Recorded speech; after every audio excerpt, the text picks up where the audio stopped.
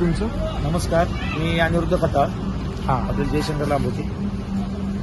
जे काल पावसामुळे वाहतूक कोंडी झाली होती ती कशा प्रकारे होती?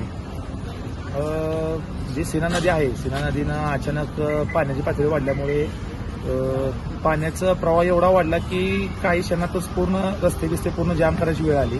हां. आणि नदीच्या अलीकडच्या बाजूला, नदीच्या पलीकडच्या बाजूला 20 किलोमीटर पूर्ण गाड्यांची लाईन लागली होती. हां. हॉटेलमध्ये वगैरे पाणी शिरलं होतं? हॉटेलमध्ये पाणी आलं होतं, पण जास्त नाही, 1.5 ते 2 फुटापर्यंत पाणी आलं होतं हॉटेलमध्ये.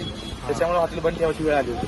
मग वाहतूक चालू होती का बंद होती? वाहतूक बंद होती. वाहतूक कमीत कमी 18 ते 20 तासपर्यंत बंद होती.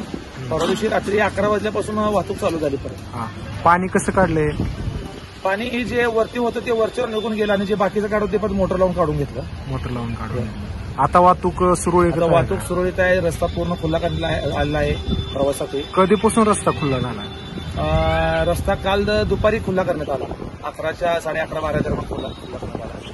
पहिल्यांदा परवा दिवशीपर्यंत जो खुला करण्यात आला होता तो फक्त एक सिंगल साईड चालू होती, पलीकडे साईडची. हॉटेलचं काय नुकसान झालंय का? झाले बऱ्यापैकी नुकसान. काय नुकसान झालं? काय फक्त जे डॉक्युमेंट असतील किंवा काय कागद असतील त्या थोडाफार माल भिजला आहे, हेच नुकसान, बाकीचं एवढं काय नुकसान.